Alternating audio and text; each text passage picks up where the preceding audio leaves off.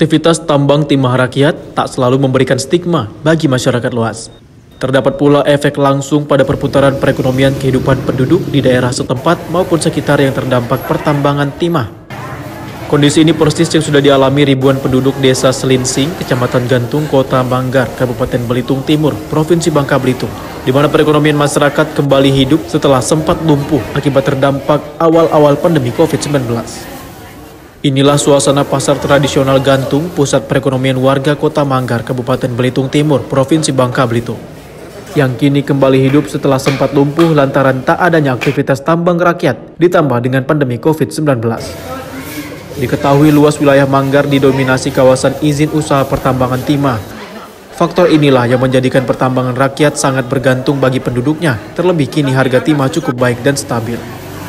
Dampaknya perputaran uang di Kota Manggar ini lebih cepat dari biasanya, bahkan para pedagang pasar sempat kewalahan lantaran dalam waktu singkat kerap kehabisan barang dagangan seperti ikan, sayur, hingga daging diborong oleh masyarakat yang notabene-nya pekerja tambang timah.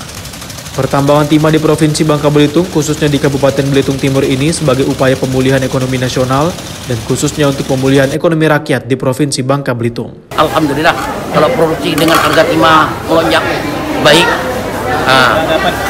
produksi mudah, lancar, baiklah pokoknya sistem ini. Perekonomian ini agak berkembang. Mungkin dampaknya daripada COVID, jadi membatas sifat sistemnya membatas. Tapi kalau dari segala produksi, kalau dari penghasilan dari timah, produk timah ini memang alhamdulillah memadai.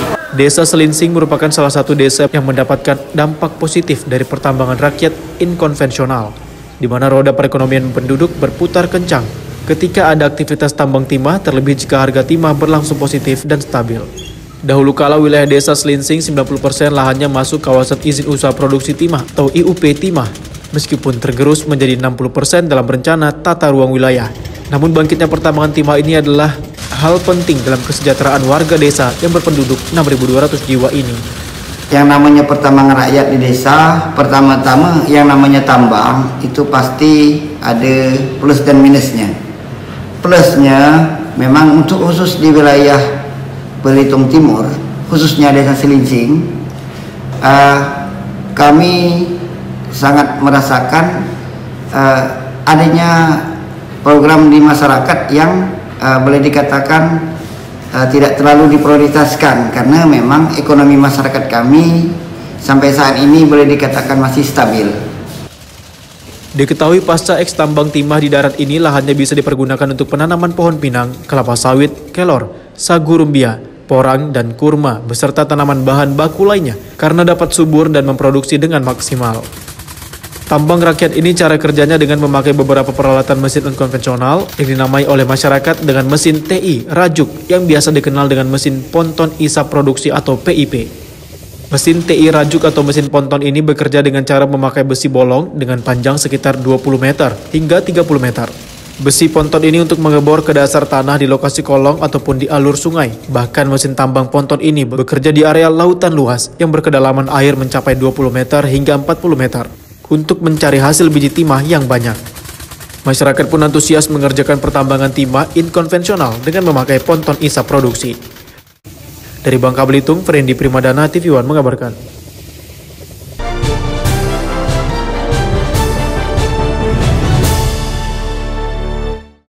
Kedatangan tim Wasef Mabes TNI dari Dirjen Potahan Kemhan yang dipimpin oleh Kolonel Joko bersama Dandim 0401 Musi Banyuasin, Letkol Faris Kurniawan, dan Camat Kecamatan Lalan Andi Suharto langsung meninjau kegiatan TMMD ke-111 yang dilaksanakan di Kecamatan Lalan, Musi Banyuasin, Sumatera Selatan.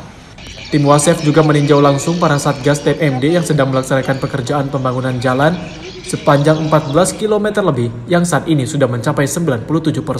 Serta meninjau 2 jembatan penghubung di 27 desa yang sudah 100% selesai pengerjaannya. Rabu kemarin, tanggal 30 Juni 2021, hadir tim Wasef dari Kemhan, tepatnya dari staf Dirjen Potahan Kemhan, yang dipimpin oleh Kolonel Joko, Arhanu Joko. Beliau meninjau secara langsung tentang pelaksanaan TMMD.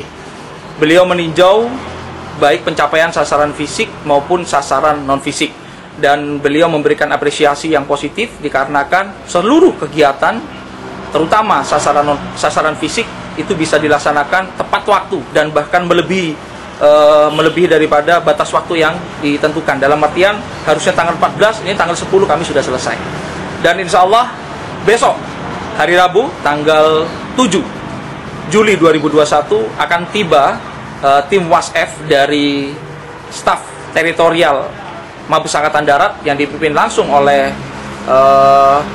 Waaster Kasat Bidang Bakti TNI yang membidangi tentang TMMD ini juga sama, akan melihat secara langsung bagaimana pencapaian sasaran fisik dan sasaran non-fisik terhadap TMMD yang Kodim 0401 MUBA laksanakan. Dari Musi Banyuasin, Sumatera Selatan, Puja Kusuma TV mengabarkan.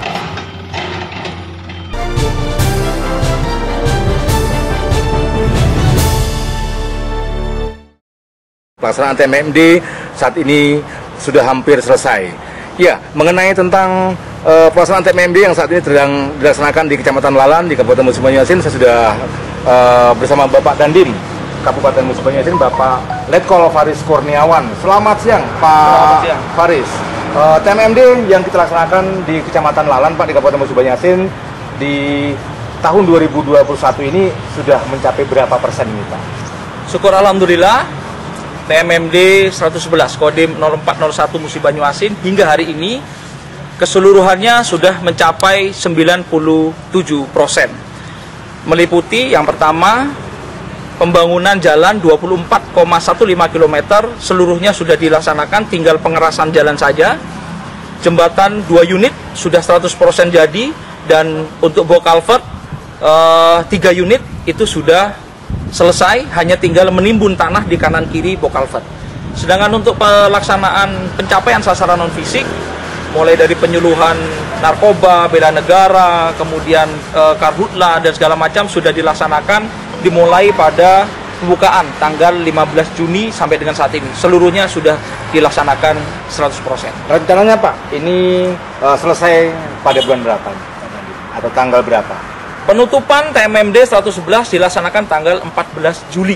Namun bisa saya pastikan, sebelum tanggal 10, seluruh kegiatan sasaran non-fisik dan sasaran non-fisik 100% seluruhnya sudah selesai. Dari rakyat untuk rakyat, itulah yang dilaksanakan oleh Satgas TMMD tentang pelaksanaan TMMD ke-111 di Kabupaten Musi Banyuasin. Dari Musi Banyuasin, Sumatera Selatan, Puja Kusuma TV One mengabarkan.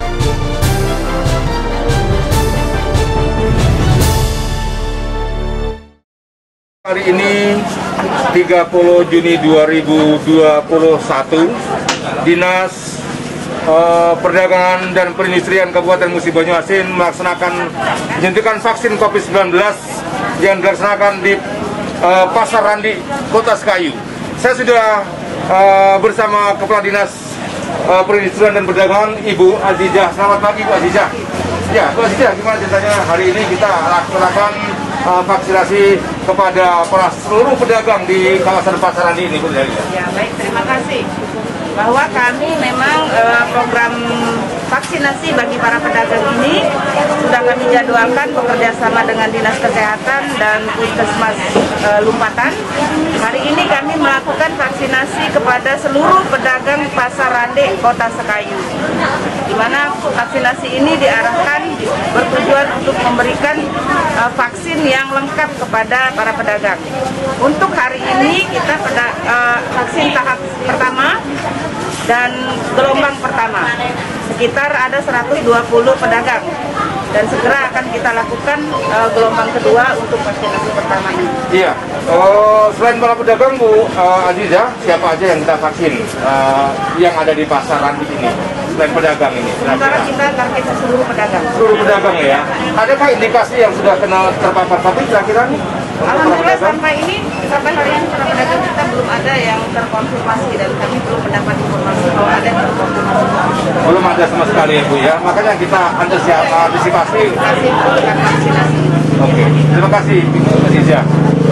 Pemirsa, demikian perbincangan saya dengan Kepala Dinas Perindustrian dan Perdagangan Ibu Azizah, yang mana di hari ini melaksanakan vaksin COVID-19 di Pasar Randi di Kota Sekayu, Musi Banyuasin.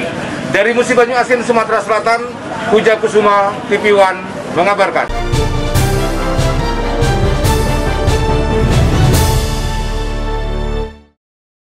Inilah video amatir yang viral di media sosial beberapa waktu yang lalu, yang memperlihatkan seorang wanita tua terpaksa ditandu untuk mendapatkan perawatan medis ke pusat kota Kecamatan Parlilitan, Kabupaten Humbang Hasundutan, Sumatera Utara. Video viral lainnya adalah seorang ibu rumah tangga yang baru melahirkan bernama Francisca Siani Waruwu, juga ditandu warga. Hal ini terjadi lantaran kondisi jalan yang rusak parah. Warga yang ditandu ini merupakan penduduk Dusun Dambadia, Desa Sihastoga, Kecamatan Parlilitan, Kabupaten Humbang Hasundutan, Sumatera Utara.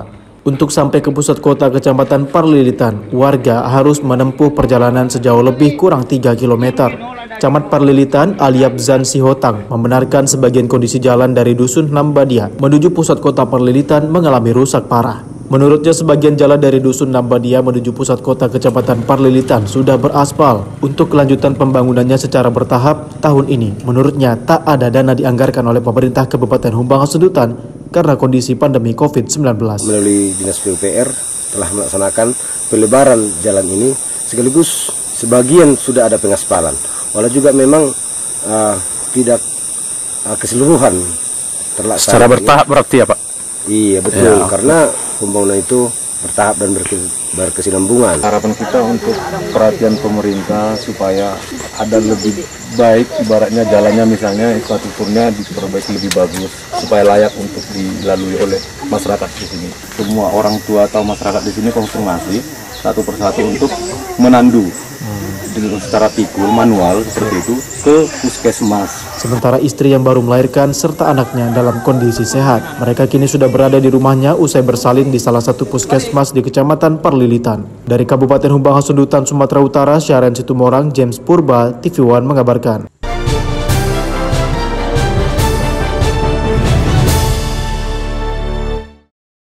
Tim urusan kesehatan bersama Kapolres langsung menyambangi panti asuhan Rumah Berbagi di Dusun Aceh, Kelurahan Kuriban Babas, Kecamatan Pagar Alam Utara, Kota Pagar Alam, Sumatera Selatan, untuk melaksanakan vaksinasi secara jemput bola. Puluhan lansia, para guru pesantren dan warga sekitar sebelum melaksanakan vaksinasi dilakukan pemeriksaan administrasi dan uji screening terlebih dahulu. Dari pemeriksaan tersebut, 2 dinyatakan belum bisa divaksin dikarenakan dengan alasan kesehatan. Kapolres Pagar Alam AKBP Doli Gumara menuturkan pelaksanaan vaksinasi dengan cara jemput bola ini guna mempercepat pelaksanaan 1 juta vaksin dalam program pemerintah. Selain itu, banyak di antara warga yang jauh dari fasilitas kesehatan sehingga Polres Pagar Alam bersama dinas terkait melakukan vaksinasi mobile ke pesantren-pesantren atau ke panti asuhan dan panti jompo.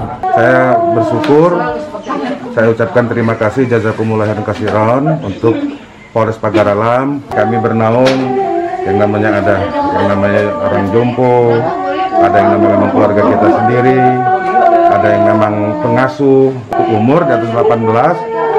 Ya itulah yang saya minta, diharapkan bisa divaksin semua.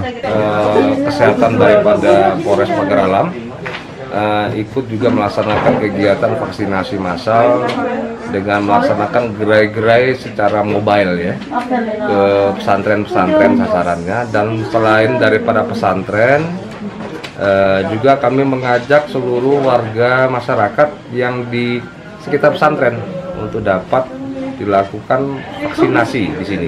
Dalam vaksinasi itu sendiri, pihaknya menghimbau masyarakat agar tetap mematuhi protokol kesehatan meskipun telah melaksanakan vaksinasi, di mana bisa mempersempit penularan dari virus COVID-19 guna menuju Indonesia sehat. Dari Pagar Alam, Sumatera Selatan, Kiki Habibi, TV One mengabarkan.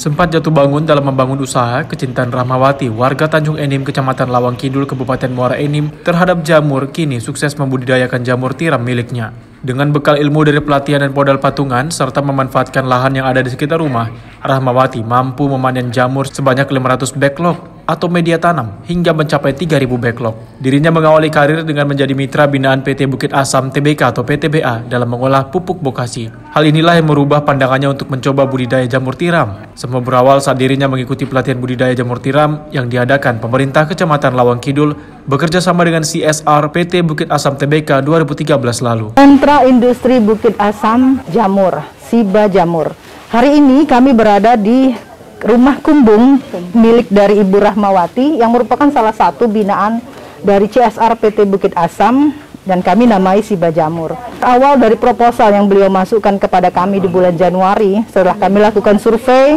dan kemudian kita memutuskan untuk kembali mensupport Ibu Wati untuk mengembangkan kembali jamurnya. Hari ini kita sudah mulai bisa panen perdana ya Bu. Dari penanaman hingga penjualan memakan waktu lebih kurang 3 hingga 4 bulan setelah dipotong biaya air dan listrik, bisa mendapatkan 6 juta rupiah per 10 hari panen. Hingga tahun 2019 mendapat bantuan modal dari CSR PTBA sebesar 35 juta dan bisa membuat 15.000 backlog. Kedatangan tim CSR PTBA kembali ke lokasi Kumbung Jamur membuat cerita berbeda. Setelah mendengar kisah Rahmawati dan menyaksikan keadaan Kumbung Jamur yang mengkhawatirkan, sebagai mitra binaan CSR PTBA kembali menggelontorkan dana hibah sebesar 15 juta rupiah. Dari Kabupaten Muara Enim, Sumatera Selatan, Kiki Habibi, Noviansyah, TV One mengabarkan. Tiram Bukit Mandiri, sukses!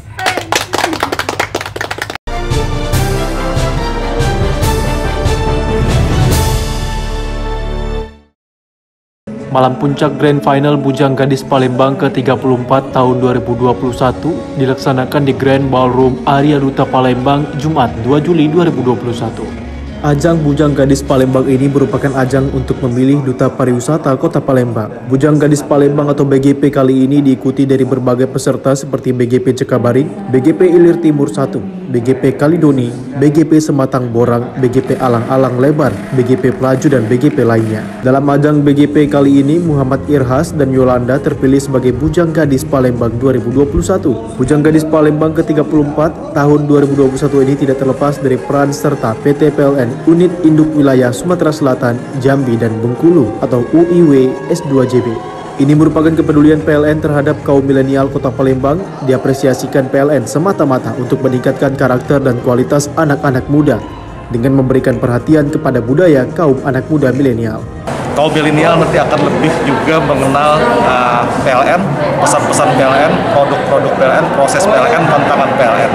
Itu yang kami harapkan tentunya dalam konteks yang positif. Tentunya kita berharap ya, ini pertama memotivasi para anak-anak muda Kota Palembang untuk bisa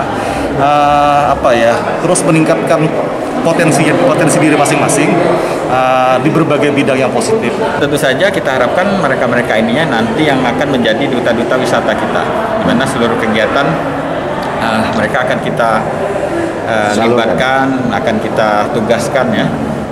Artinya mereka bukan hanya secara physically harus bagus, harus tampan, harus cantik, tetapi bagaimana wawasan juga harus luas. Dari Palembang, Sumatera Selatan, Febriansyah, TV One mengabarkan.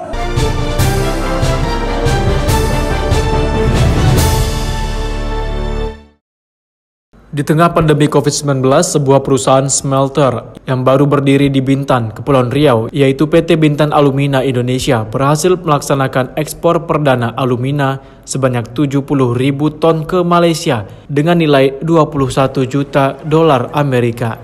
Pelepasan ekspor perdana alumina dari pabrik yang berada di Bintan, Kepulauan Riau ini dilakukan secara virtual oleh Menteri Koordinator Perekonomian serta Gubernur Kepri Ansar Ahmad secara langsung.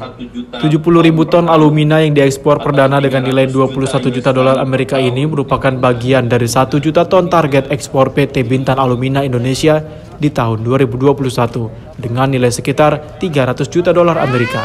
Dalam sambutannya sebelum melepas ekspor alumina tersebut, Menko Perekonomian Airlangga Hartarto berharap kedepannya ekspor alumina Bintan dapat ditingkatkan menjadi 2 juta ton per tahun atau senilai 600 juta dolar Amerika.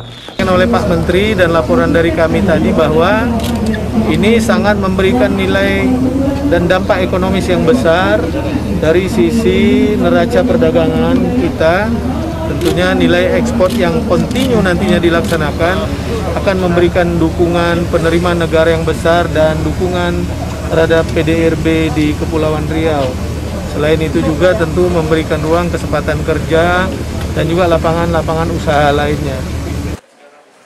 Sebelumnya, Gubernur Kepri juga meninjau pelaksanaan vaksinasi untuk anak dan remaja usia 12 hingga 17 tahun yang dilaksanakan perdana di Kabupaten Bintan, Kepulauan Riau.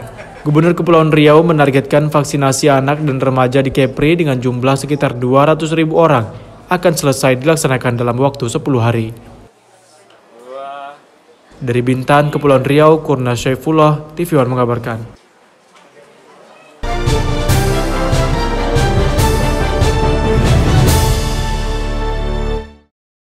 Dalam rangka mendukung upaya pemerintah mempercepat vaksinasi untuk meningkatkan kekebalan imunitas atau herd immunity, TNI Angkatan Laut gencar melaksanakan vaksinasi massal ke berbagai pelosok serta pulau-pulau di Kepri. Salah satunya serbuan vaksinasi yang dilaksanakan TNI Angkatan Laut di Kabupaten Lingga, Kepulauan Riau. Tidak hanya serbuan vaksinasi untuk mendukung program 1 juta vaksin per hari yang dicanangkan Presiden Jokowi, TNI Angkatan Laut juga menggelar bakti sosial kesehatan lainnya kepada masyarakat Lingga, yaitu sunatan massal, operasi payudara, serta operasi katarak yang dilaksanakan di atas KRI dan Rumah Sakit Umum Daerah Lingga.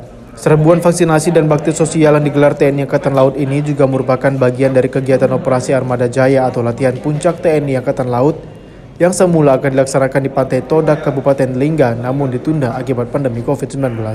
Menurut Komandan Lanal Dabo Singkep Letkol Laut Didik Hermawan, sebelumnya TNI Angkatan Laut juga menggelar bakti sosial berupa bedah rumah dan pembuatan jembatan di Pantai Todak, Lingga. Awalnya akan melaksanakan latihan Armada Jaya. Ya, Armada Jaya ini adalah latihan puncak dari Angkatan Laut atau latihan tertinggi. Angkatan Laut sebenarnya sudah melaksanakan beberapa kegiatan yang sebelum hari ini dilaksanakan, yaitu diantaranya adalah bedah rumah kepada warga yang di Lapangan Merdeka dan di Kebun Yur, 2 rumah. Kemudian Angkatan Laut juga menyelenggarakan pembuatan jembatan di Pantai Todak. Khusus untuk serbuan vaksinasi, TNI Angkatan Laut akan terus melaksanakan vaksinasi massal dengan sasaran lanjutan, yaitu warga, pesisir, dan pulau-pulau yang sulit dijangkau. Dari Lingga, Kepulauan Riau, Kurnia Syaifullah, Iman Arifandi, TV One mengabarkan.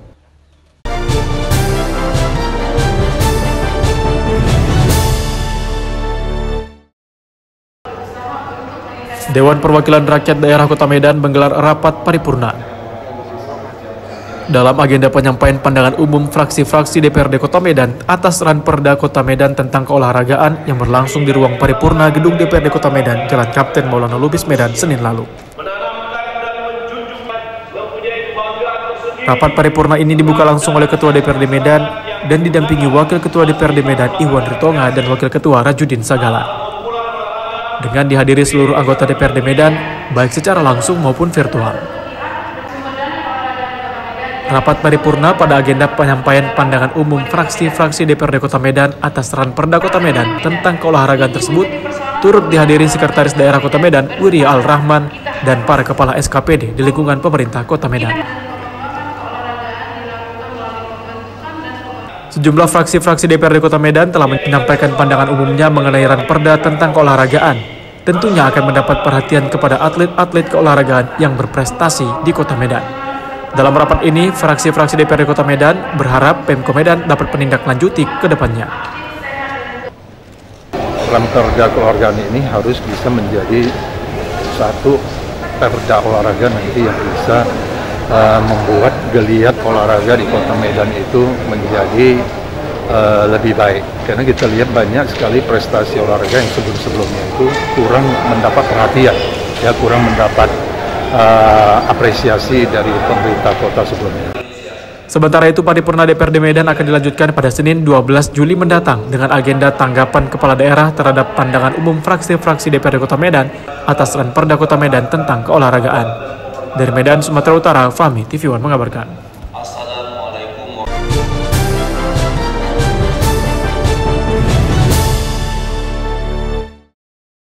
Asopz Kasat Maijen TNI Eka Wiharsa meninjau lokasi proyek pembangunan TNI Manunggal membangun desa di Dusun Tangga Batu, Desa Siuhom, Kecamatan Angkola Barat, Tapanuli Selatan, Sumatera Selatan. Kunjungan kerja ini dilakukan untuk melihat langsung kegiatan TMMD ke-111 tahun 2021 yang dilaksanakan Kodim 0212 di daerah Terisolir, Dusun Tangga Batu. Pelaksanaan TMMD ke-111 di Dusun Tangga Batu membangun jalan sepanjang 8 km yang menghubungkan 2 desa di 2 kecamatan. Selama ini kedua desa yang berada di pegunungan Bukit Barisan ini hanya bisa diakses dengan kendaraan roda 2 di atas jalan tanah yang dibuat secara swadaya oleh masyarakat kedua desa. Dan pada saat musim hujan, warga terpaksa berdiam diri karena tak mampu melewati jalan yang penuh dengan lumpur.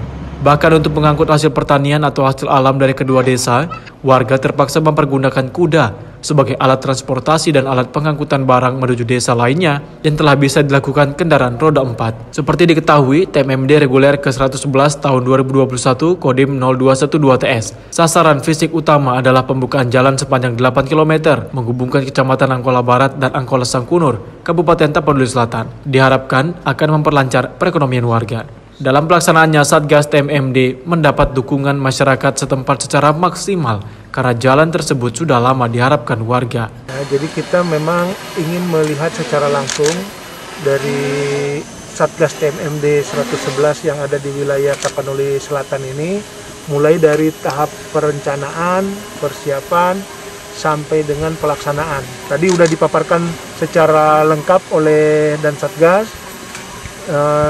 Dan terjadi interaksi juga, kita tanya jawab. Itu kalau saya lihat hasil, karena ini kan ada sasaran non fisik dan sasaran fisik, semuanya telah dilaksanakan dengan baik.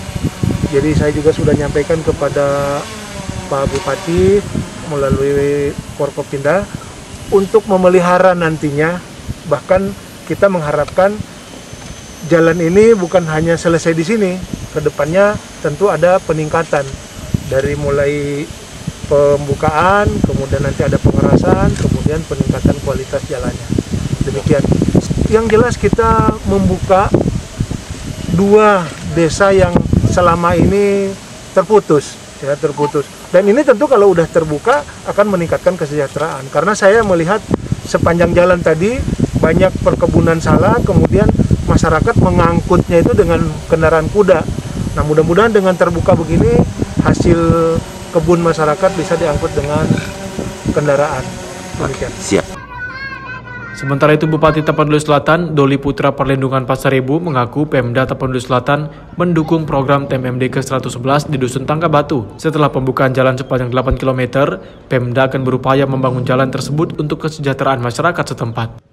Tentu kita melihat ini kan perlu tahap pengerasan dulu, kemudian baru kita lihat kemungkinan yang lain sesuai dengan anggaran dari Tapsel.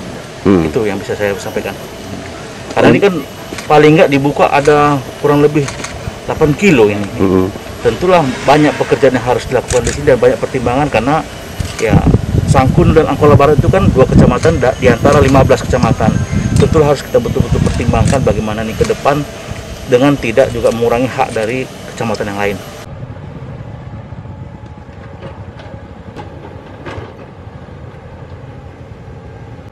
Dari Tapanuli Selatan, Sumatera Utara, Dedi Herianto, TV One mengabarkan.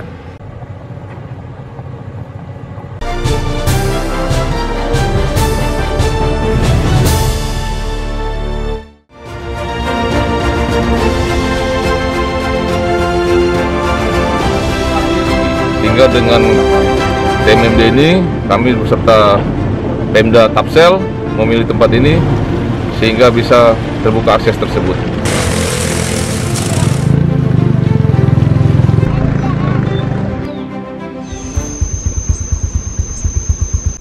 Tapanuli Selatan, Sumatera Utara merupakan daerah pegunungan dengan luas wilayah sekitar 444.480 hektar. Mayoritas kehidupan masyarakat di Tapanuli Selatan bercocok tanam atau bertani. Salah satu hasil bumi yang kini telah dipasarkan di berbagai daerah di Indonesia, yaitu buah salak. Salah satu daerah penghasil salak terbesar di Tapanuli Selatan yaitu Kecamatan Angkola Barat. Hampir 80% warga di kecamatan ini aktivitas kesehariannya adalah bertani salak. Terdapat sebuah cerita menarik tentang kehidupan warga di daerah terisolir yang tinggal di daerah pegunungan Bukit Barisan. Warga di dusun ini menggunakan kuda sebagai alat transportasi untuk mengangkut buah salak para petani. Daerah ini dikenal dengan nama Dusun Tangga Batu, Desa Siohom, Kecamatan Angkola Barat, Kabupaten Tapanuli Selatan, Sumatera Utara. Dusun ini sendiri sudah ada sejak tahun 1980 lalu. Posisinya berada tepat di areal pegunungan Bukit Barisan. Untuk menuju ke dusun ini hanya bisa diakses dengan kendaraan roda 2 di atas jalan tanah yang dibuat secara swadaya oleh masyarakat, dan jika musim hujan tiba, kondisi jalan akan dipenuhi oleh lumpur. Keseharian warga di dusun ini bertani salak. Buah salak para petani di dusun Siohom sudah terkenal di berbagai daerah di Pulau Sumatera hingga Pulau Jawa. Bahkan buah salak para petani daerah tersebut telah dipasarkan ke negara tetangga seperti Malaysia. Selain itu, Tapanuli Selatan juga masuk dalam 5 daerah penghasil salak terbesar di Indonesia, seperti salak pondok dari Sleman, salak madu dari Sleman, salak gading dari Sleman, salak gula pasir dari Bali, dan salak sidimpuan dari Tapanuli Selatan. Uniknya, para petani salak di dusun ini menggunakan kuda sebagai alat transportasi untuk mengangkut buah salak dari kebun para petani. Hal ini dilakukan para petani akibat kondisi geografis daerah pegunungan ditambah kondisi infrastruktur yang cukup memprihatinkan, hingga membuat warga terpaksa menggunakan kuda sebagai alat transportasi untuk mengangkut buah salak yang telah dipanen. Menurut salah seorang petani salak di dusun Tanggabatu, Alboin Malau, mengaku dirinya sudah 36 tahun menggunakan kuda sebagai alat transportasi untuk mengangkut salak.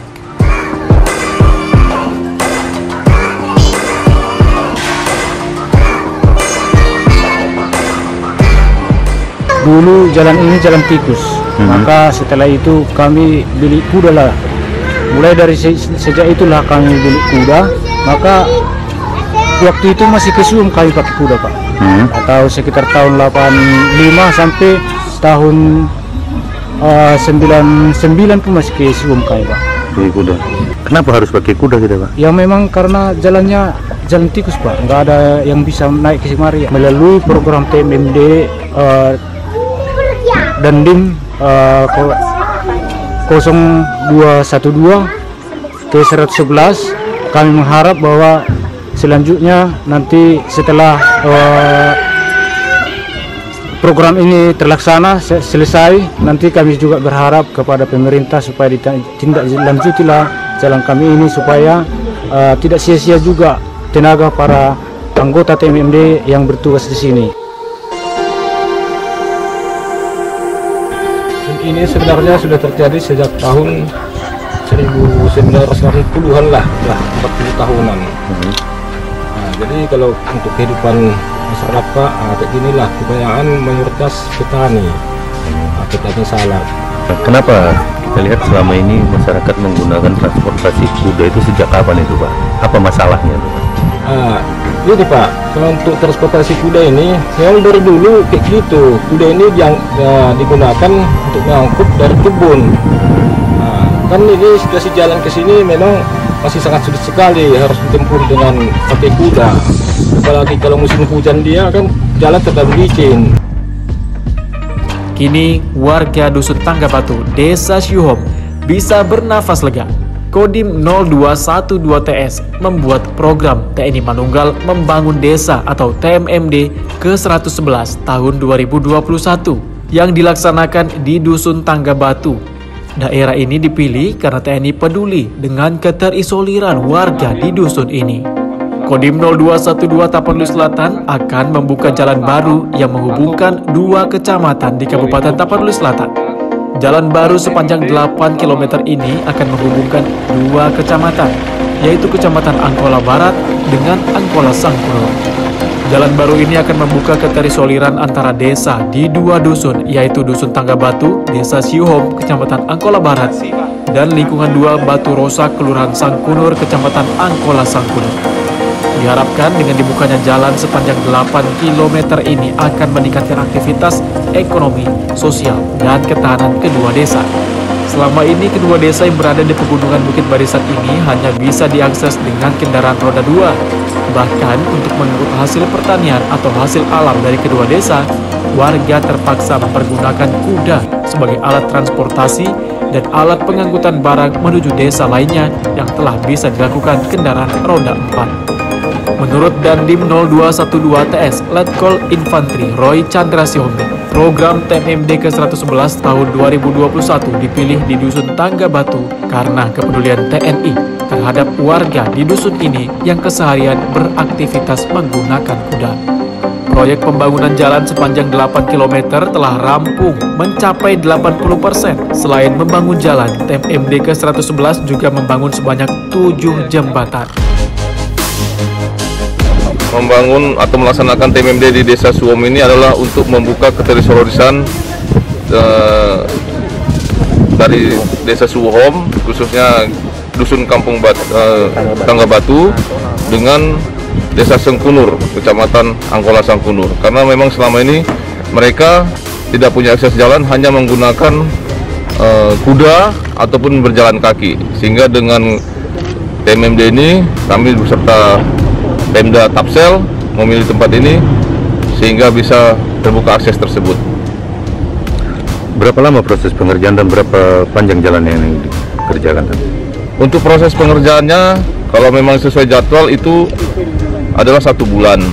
Namun kalau kami perhitungkan waktu 1 bulan tidak cukup, sehingga kami melaksanakan pra-TMMD. Sehingga pra-TMMD itu tambah 1 bulan lagi, total 2 bulan untuk mengerjakan pembukaan jalan ini. Dan sepanjang jalan adalah 8 km.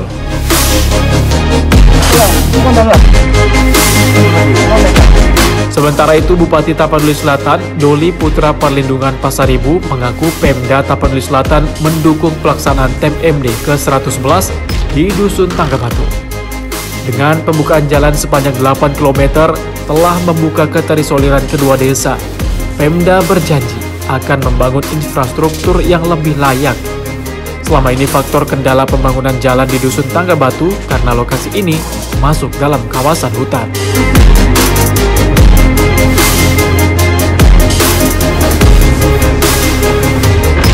Pertama sekali berterima kasih kepada rekan-rekan kita TNI maupun kepolisian. Dalam hal ini TNI dengan program TMMD membuka kawasan Siwohom ini sampai ke Sangkunur. Masyarakat tentu mengeluhkan selama ini seperti tidak diperhatikan oleh pemerintah. Kita melihat regulasi yang ada bahwa ini ada di kawasan hutan, sehingga kita tidak bisa memasukkan program kemari.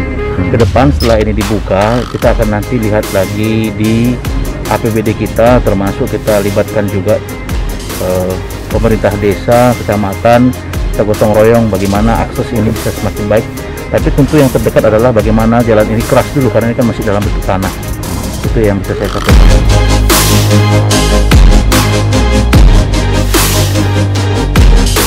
Warga Dusun Tangga Batu berterima kasih kepada Kodim 0212TS atas program TMMD ke-111 yang telah membangun akses transportasi di dusun mereka. Warga berharap pembangunan jalan ini dapat berkesinambungan agar para petani salak di dusun ini bisa menjual hasil bumi mereka ke sejumlah pusat pasar di Indonesia. Dari Tapanuli Selatan, Sumatera Utara, Dedi Herianto, TV One mengabarkan.